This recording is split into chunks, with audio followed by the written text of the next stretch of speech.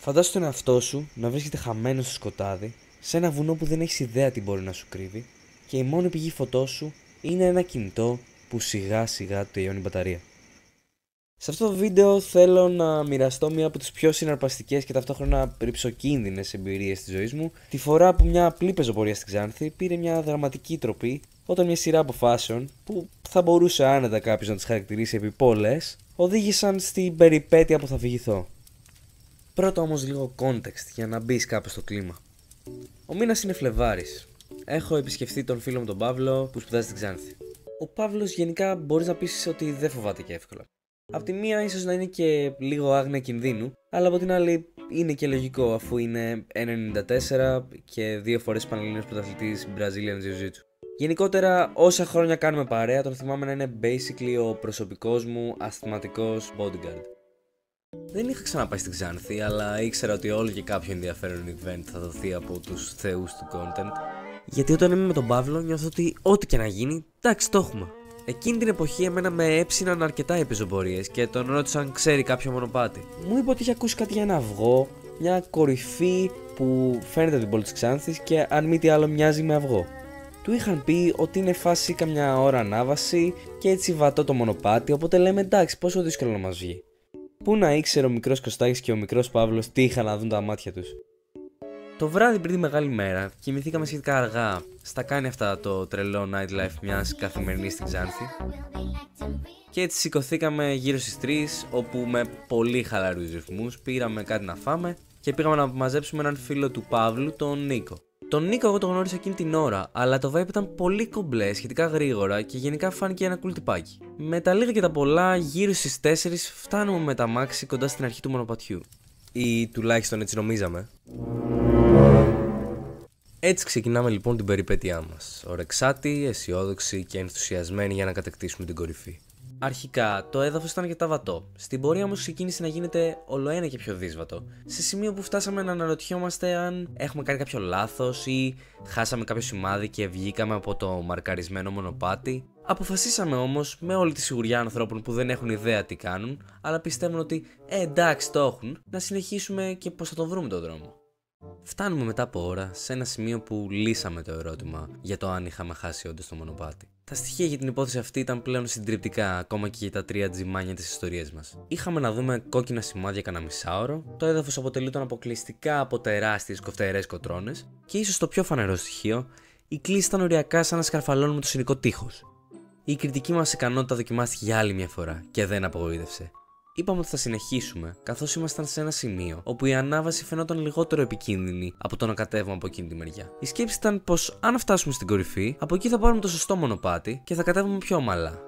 Μέσα σε όλο αυτό, ο Παύλος συνειδητοποιεί πως έχει ξεχάσει τον εισπνευστήρα για το άσθμα του και έτσι αρχίσαμε να κάνουμε διαλύματα ανά 5 λεπτά, γιατί όσο αστείο και αν θα ήταν, δεν θέλαμε να λιποθυμήσει. Μετά από πολλή ώρα βασανιστικού μπουσουληματικού σκαρφαλώματος, είδαμε επιτέλους ένα σημάδι του μονοπατιού. Ήταν πάνω σε ένα βράχο, ο οποίος ήταν στην άκρη της πλαγιάς και δίπλα είχε γκρεμό. Αλλά λέμε μαρκαρισμένο είναι, πόσο λάθος να πάει. Και έτσι ακολουθήσαμε τα σημάδια και αφού περάσαμε από κάποια παρακινδυνευμένα σημεία, είχαμε κατακτήσει επιτέλους την κορυφή του αυγού. Από εκεί περιμέναμε να δούμε μια φανταστική θέα, όπου θα φαινόταν η πόλη και η γύρω φύση, αλλά φυσικά είχε ομίχλη και δεν βλέπαμε απολύτως τίποτα. Βγάλαμε κανένα 2 φωτογραφίες και σιγά σιγά είπαμε να πάρουμε τον δρόμο του γυρισμού.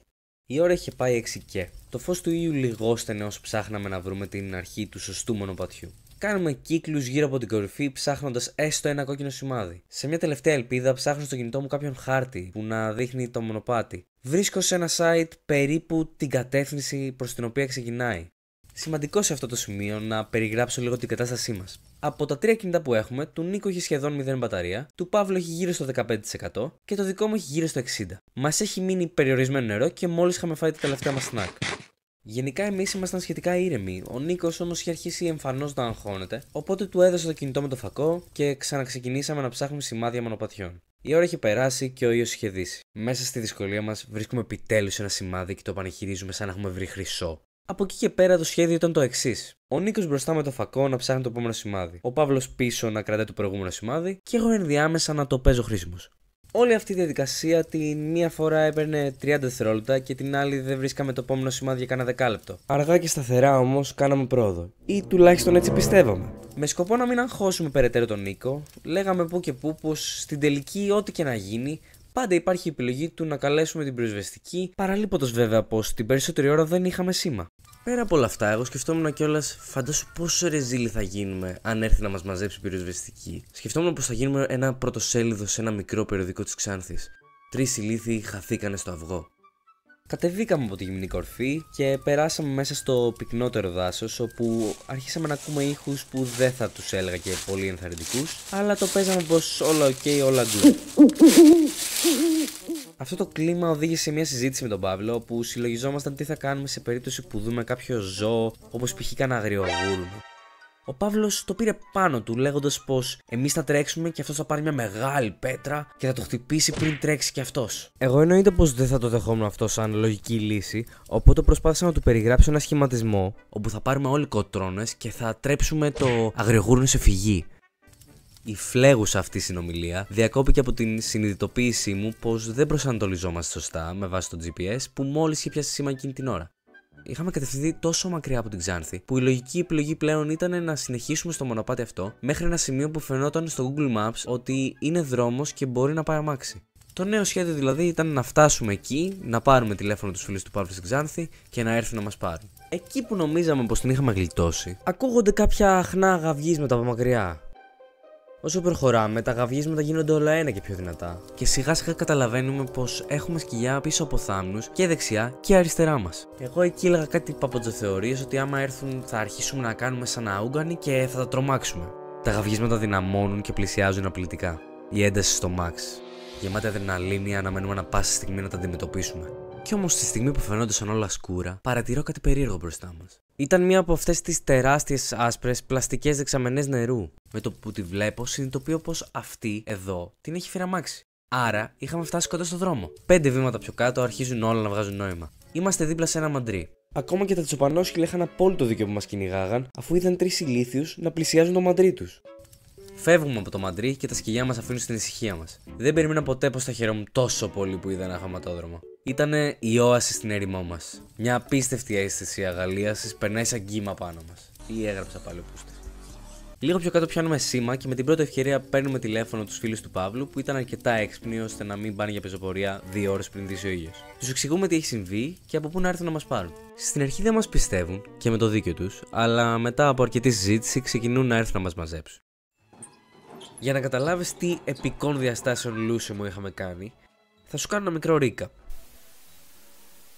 Αυτή είναι η Ξάνθη, αυτό είναι το αυγό και δες πόσο μακριά βρίσκεται το μαντρί που καταλήξαμε. Με το αμάξι μόνο σκέψου ήταν γύρω στα 40 λεπτά απόσταση.